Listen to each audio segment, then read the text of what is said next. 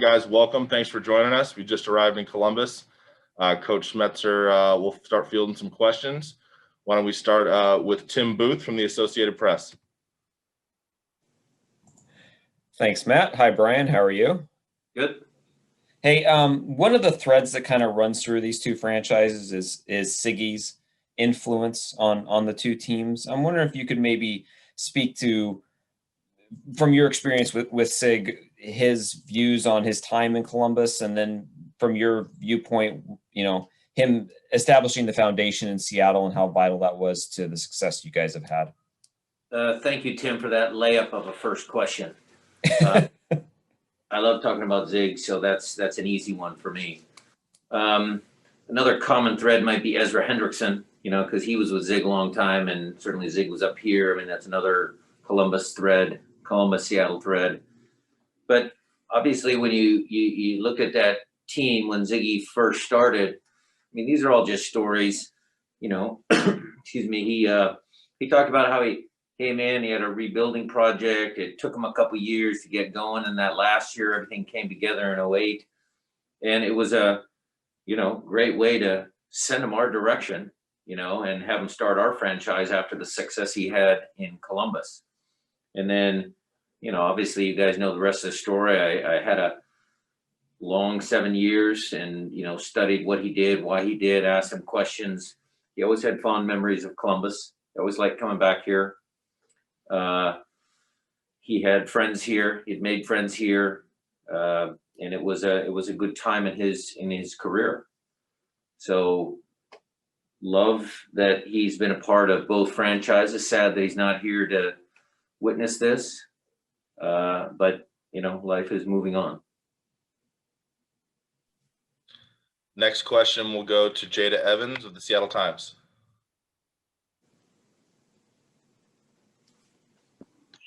Thanks. Hi, Brian. I wanted to ask first on the replays, if we could kind of go back to the Western Conference Championship when Raul's goal, he was extremely open. I wanted to know if your kind of, I guess, thoughts on that play and the surprise maybe that he was that open, and then when you thought or when you knew that the three, Ladero, Morris, and Raul, would be as good as they are, when you might have got that notion or saw that potential in them. The first one, I'm assuming you're talking about the tying goal, Jada?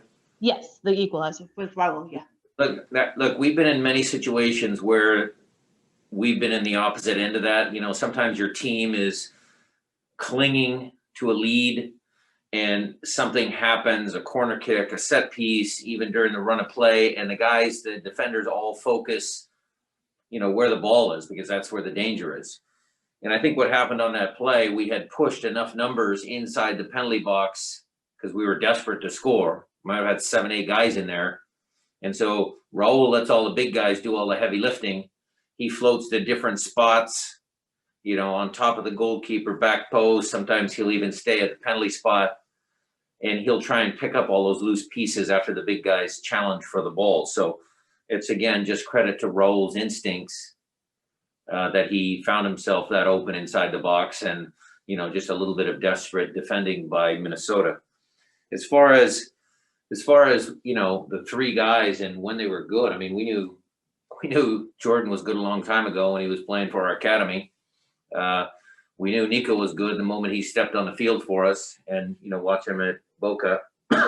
And then Raul was an interesting one because when he was playing in Morelia, I mean, he had scored some outrageous goals. He had scored some outrageous goals down in Mexico, and it was real easy for your eyes to just go to that particular piece of his game. But what was always drawn to me was that he was always a guy who was willing to do little bits and pieces that, not everybody saw off the ball. A little movement here, a little defending here, a little bit of smarts, a little bit of tactical acumen. And that's why we were happy to bring him into Seattle. And then you get a combination of a guy who does everything for the team. And again, Jada comes up with some of these clutch goals, some of these unbelievable goals that he's capable of scoring.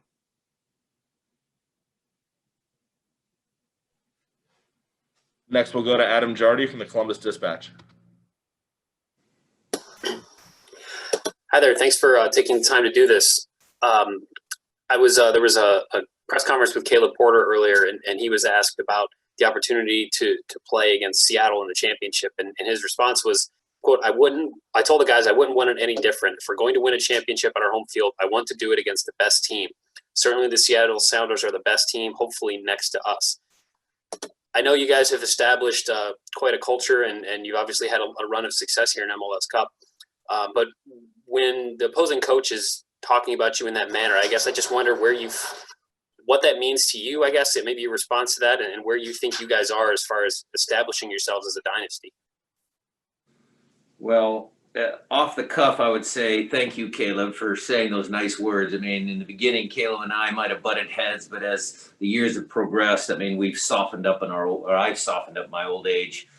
Caleb's a very competitive, good coach. He's done a great job getting Columbus to host MLS Cup. So I feel exactly the same way. I mean, he has done a lot of work in a short amount of time, and it's going to be a good, entertaining final. As far as the D word, the dynasty word, I mean, people have asked me, folks have asked me about that.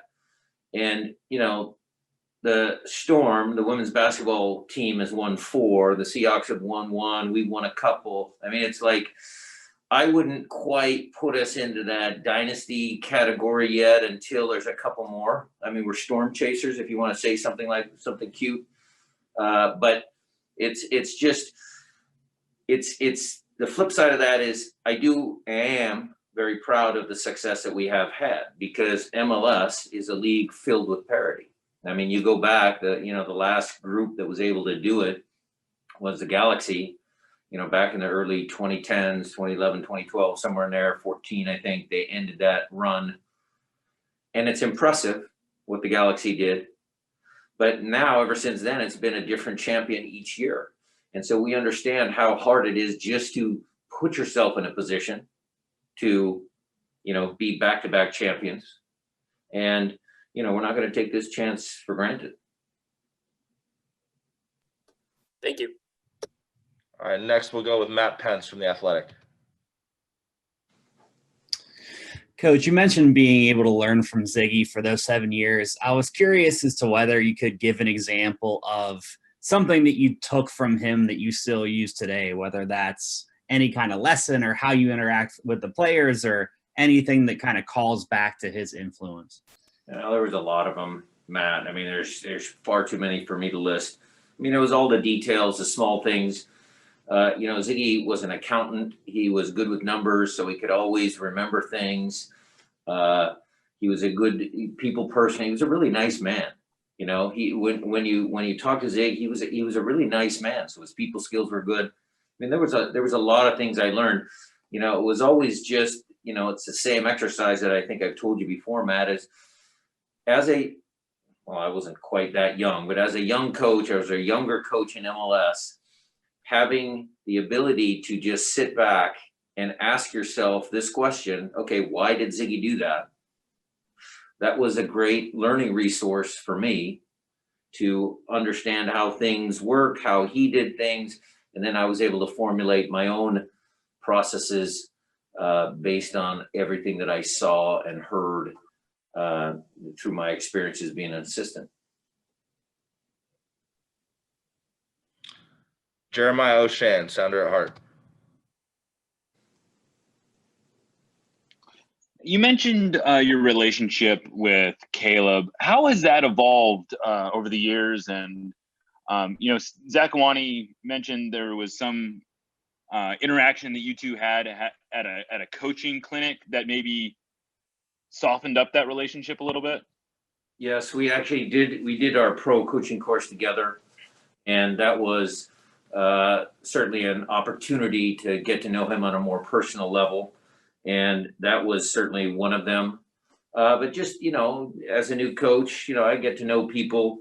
And it was just one of those things as over time, you get to know people more and you get to understand what they do and how they do things. And, it's just natural. early on you had mentioned that you kept a picture of Caleb kind of glaring at the Sounders bench. There, you want to go that deep? Okay, now I got Well, you. I'm curious. Like, I'm assuming that's no longer up. No, but look, that was more motivation for myself. I mean, look, we had just taken a tough loss. I think it was 2015 or 2013, Jeremiah? You might know better than I. It was 2013, and they beat us up pretty good in the playoffs, and similar to what all you guys were trying to make with Caleb and Bruce Arena from that game the other day. I mean, Caleb's an intense guy, and he shot a look over to our bench, and I had that on my desk. It wasn't anything about Caleb. It was just serves as motivation to make sure that, hey, look, we don't want this to happen again. So we laugh about that. I mean, Caleb and I laugh about that. That's well down the river. But no longer up in any case. No, of course not. Jackson Felt, Sports Radio 950 KJR.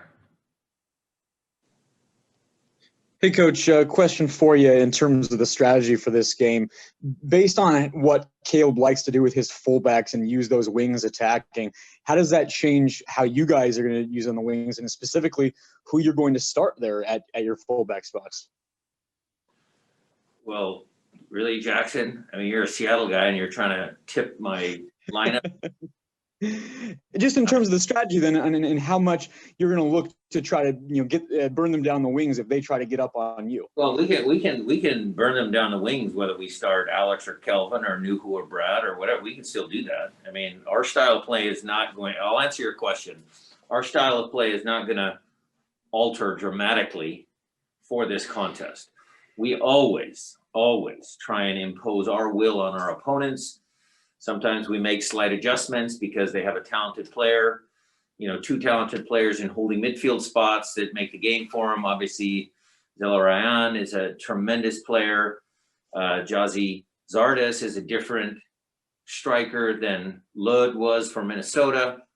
So look, there's small little adjustments, but we're not going to change who we are. I mean, it's way too late in the year to change what we do. So we're just going to sharpen everybody up. Try and give them the right tools, the right messaging, the right video so they can study their opponent. And then again, the team that's going to make the most plays on Saturday is a team that's going to win. Perfect. Thank you. Next, we'll go to Nico Moreno. Hey there, Brian. I kind of had a question about, in MLS, especially nowadays, there's a lot of spectacle that gets said whenever there's a foreign coach that comes in, like Guillermo Vargas, Caloto, Oscar Pareja, and others. What does it mean to you that, two MLS guys, two guys that are basically very, developed in the league are now in the MLS finals, aside from other coaches? Well, it's kind of funny. I mean, there's good coaches all over the world, Nico. I mean, there's good coaches in South America, North America, Canada, Europe, Germany, Brazil. I mean, there's over in Asia. I mean, it's great that there are Americans here that grew up playing soccer, and we continue that tradition of having Americans involved in our sport. But it's also, if guys come here and they have good success and they're foreign coaches, that's fine. I mean, you could call Dig a little bit of a foreign coach. Came to this country very young. My parents came here. I was a child of an immigrant family, and that's just part of, what this country is. I mean, geography doesn't dictate whether you're a good coach or not. I meant it more towards there's sometimes there is the word used, oh, they're just MLS coaches. If you haven't coached like in Europe or in other leagues, and the fact that both of you guys are kind of developed in MLS, what exactly did that mean to you?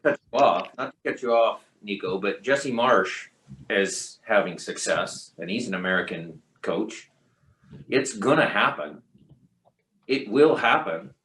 There's different rules. I mean, I have to get my UEFA Pro license, not my USSF Pro license. I mean, there's certain things that hold me back a little bit, but eventually there are going to be American coaches. There's actually a couple guys that were Americans coaching in the Bundesliga So there are coaches out there. So it's just a matter of time till there's a few more.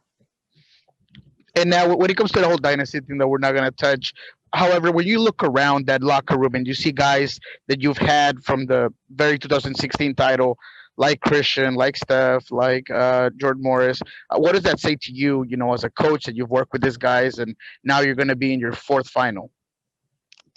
Well, it's just testament to having some continuity amongst, you know, a group of players for an extended period of time and having success. I know you saw the guys walking out of the training facility today. They were all in good spirits.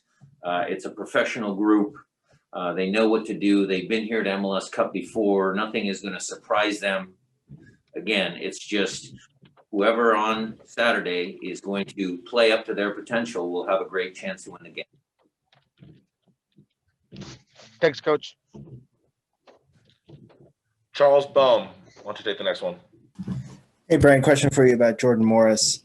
He seems to have made a lot of strides in the way he plays, the levels at which he plays, the sophistication of his game over the last few years. And I wonder if what you've seen from his personal evolution, does it trace back to the injury rehab he had and that time off, or was there something else that you've witnessed with his progress? Well, I think that was part of the mental, you know, tenacity to come back after a bad injury. I think he had that time where he couldn't play, and I think that tugs at all of us, you know, when you retire or there's a significant injury and you're just sitting on the sideline and you can't do something that you love to do anymore. You know, you pine away for returning to what you love to do.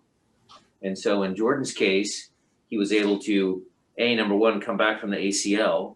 Number two, was doing a lot of, you know, physical work, prep work on his body to keep him healthy and strong because he is type 1. And then he was watching more games, watching more soccer because that's all he could do. So you combine all those things and you're seeing what you got out of this, which is a tremendously talented young man with still even room to grow. Along those lines, do you see him being a Sounders lifer, or do you see him wanting to try a different challenge at some point? Well, I mean, look, maybe he wasn't ready early on in his career. I mean, everybody made a big deal out of, you know, why doesn't he go in Europe? And, you know, Klinsmann and some of the other people criticized him. Well, right now, I would say he's done pretty good. He's done pretty well for us. And if he makes the decision now to try in Europe or a different league, certainly I would be happy to see him have success. You know, I'd be sad that he left, of course, but you know, if he did well, if the kid did well, it would be a great story. Thanks.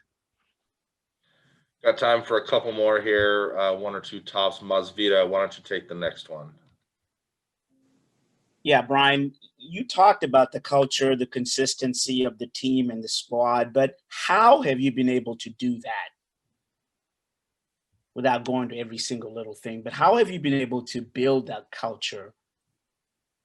Well, Maz, I mean, that's a pretty big question. I don't think I have enough time to answer all of that. What I would say, and this is my standard answer, thank you, all of you Seattle folks, for being out there, and the new Adam from Columbus. Enjoy talking to all you guys, but look, you need good players, you need a good organization, you need a good coaching staff, a good assistant coaches, the training staff, the fitness staff. You need everybody to set a bar, both personally. The bar I set for myself is very high.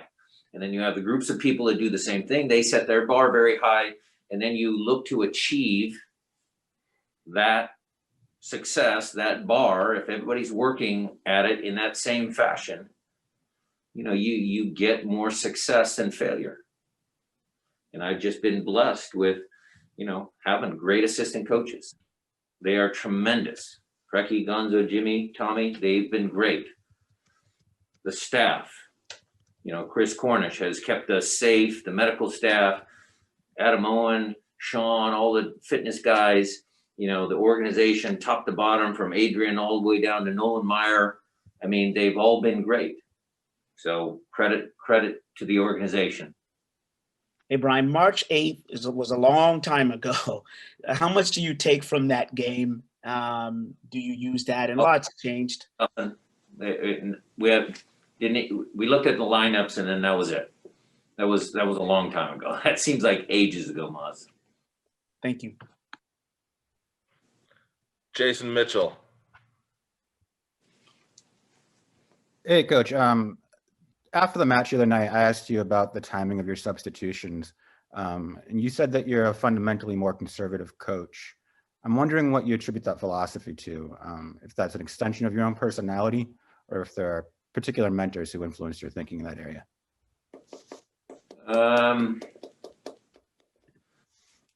Interesting. Jason, you might have stumped me here on one of the last questions. I don't know exactly where it came from. I mean, I think, yeah, you can make changes in games and, some coaches make them earlier. Some people do them in the first half. Other people wait. It's just, to me, it's always just by feel. You feel the game, you understand what's going on. You know your players, what their strengths and weaknesses are. You've been around that group for an entire training week or entire month or year. You kind of know what each game needs. And, you just make those, I don't want to say they're only gut decisions because look, I got a bunch of assistants in my ear and I've got physical. Sometimes we have to take players off because they're just coming back from injury. I mean, I have a lot of data coming in my head as well, but it's just one of those things that, look, I can go on there and, make a couple subs and we win 3-2 in a dramatic fashion. I'm a hero, but there's probably lots of other games where, you make changes and it doesn't work. And then everybody says, oh, why do you make that sub? It's just part of the gig. That's just, that's just coaching. All right. Thanks, Coach. Good luck. Thank you. All righty. Felipe, why don't you close us out here?